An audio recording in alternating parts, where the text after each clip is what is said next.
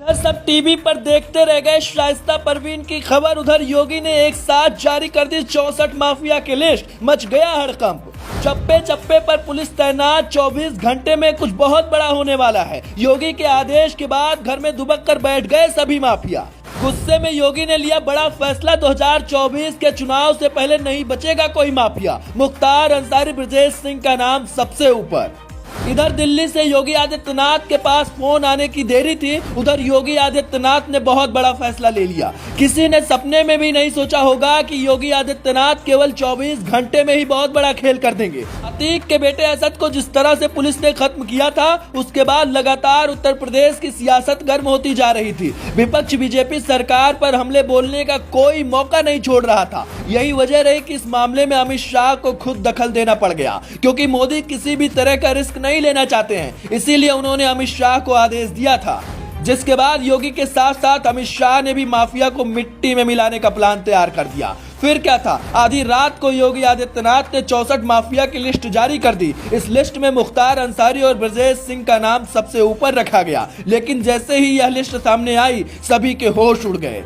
लखनऊ, कानपुर, मेरठ, नोएडा और प्रयागराज समेत कई जिलों के गैंगस्टर थर थर कांपने लगे। उत्तर प्रदेश पुलिस जब ताबड़तोड़ कार्रवाई कर रही थी, तब उस पर यह आरोप लगाए जा रहे थे कि जाति देखकर बाबा न्याय कर रहे हैं। लेकिन अब जब इस लिस्ट में कई ऊंचे समुदाय के लोगों का नाम सामने आया, तो विपक्ष के मुंह पर भी ताला लग गया। मुख्तार अंसारी तो पहले ही जेल की हवा खा रहा है। बाबा की पुलिस ने उसकी काली कमाई पर बुलडोजर भी चला दिया है। लेकिन अब अगला नंबर ब्रजेश कुमार सिंह का बताया जा रहा है। आपको बता दें कि ब्रजेश सिंह पूर्वांचल के बाहुबली नेताओं में आते हैं। इन पर भी अपराध की दुनिया में अपना सिक्का जमाने का आरोप लगा है।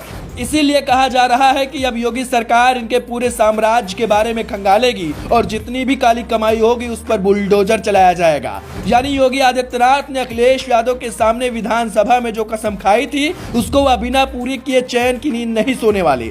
एक दौर हुआ करता था जब अतीक अहमद के नाम का सिक्का भी यूपी के प्रयागराज में चलता था। सरकार में बैठे लोग भी अतीक अहमद के खिलाफ नहीं बोल सकते थे। पुलिस और अधिकारी भी अतीक अहमद से थर थर कांपते थे। लेकिन जब 2017 में योगी आदित्यनाथ की सरकार बनी, तो सबसे पहले अतीक अहमद को ही जेल जाना पड़ा। जिस माफिया की तूती कभी बोला करती थी, योगी सरकार ने उसे भीगी बिल्ली बना दिया। अतीक के जेल जाने के बाद उसकी काली कमाई को पुलिस ने जब्त किया और करोड़ों रुपए की संपत्ति पर बुलडोजर चलाया गया। लेकिन अब अतीक अहमद का नाम प्रयागराज की डायरी से मिट चुका है और उसके बेटे का भी खात्मा हो चुका है, जबकि उसकी पत्नी अब इधर उधर भटक रही है। पुलिस कभी भी उस तक पहुंच सकती है।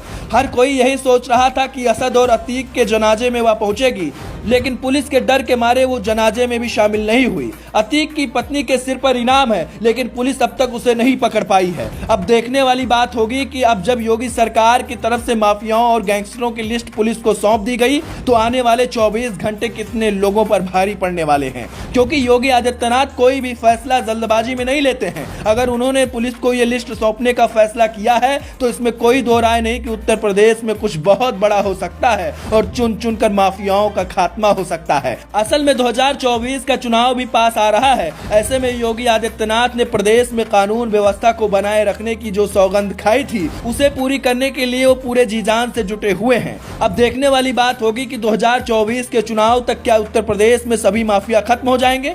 वैसे इस पर आपका क्या मानना है? क्या ऐसा हो सकता है? कमेंट में जरूर बताएं। Bureau report.